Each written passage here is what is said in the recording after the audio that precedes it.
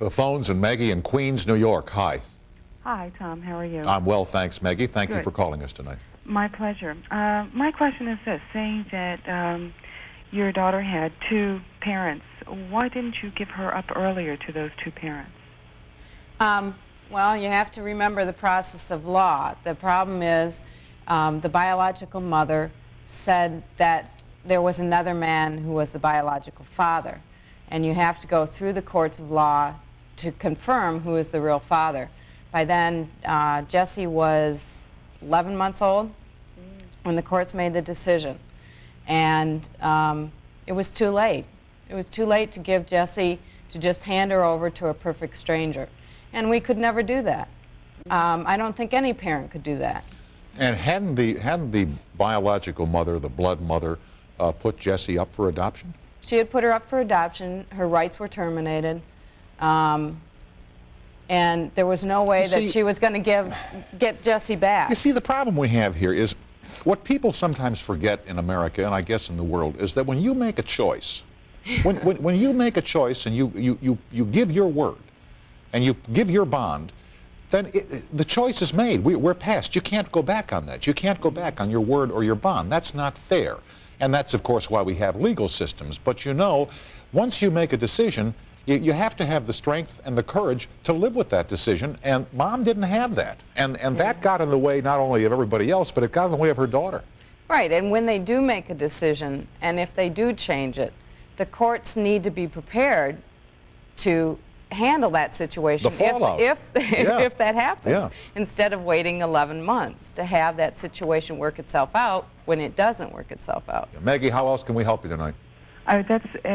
I totally agree with her that the court system is completely archaic, and if they can't move faster on a child's life, then really the only injustice is being done to the child is by the justice system. True, Right. true. And of course, as we say here, they go back in chambers and hide behind, and they are not accountable. Right. Maggie, I'm glad you called. Thank you for contributing to our program tonight. My pleasure, and you're the best thing on television. You're very I'm kind. glad to have you back. Thank you, ma'am. I appreciate that.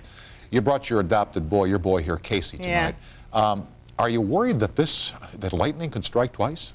No, I'm not worried, because I think the important thing that everyone needs to know is that because of these cases coming out in the light, more people are becoming more educated.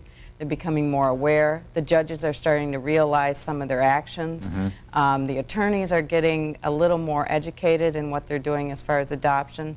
And the agencies are being watched more. So I think we have a more secure time now than we did, say, 2-3 years ago. And from what I'm told, Mrs. Clinton, the First Lady, was on the Oprah Winfrey program this afternoon, speaking in support of some of the ideas that you have expressed here tonight. So that, will certainly go a long way. Right.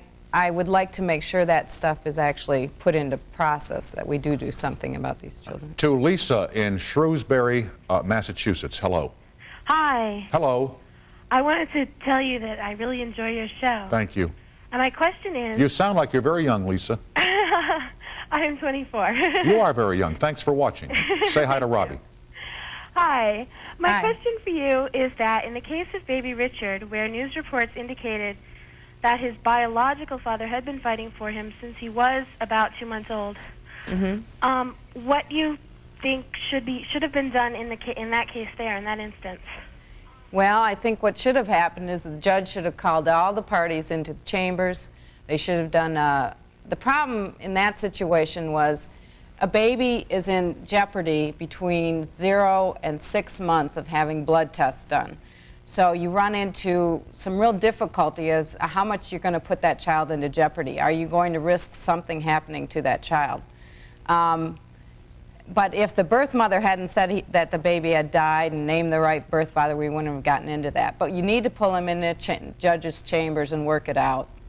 And just start asking questions, start figuring out what you're going to do if this continues in the long run through the courts. Lisa, I'm short on time, but thanks for joining us tonight. Thank you very much. All right, good night. And Robby, thanks to you for being with us, and don't lose your smile, okay? Yeah. Thank you, my friend. Robby DeBoer, the author of Losing Jessica, a story that in many ways has a happy ending. We'll be back after these messages.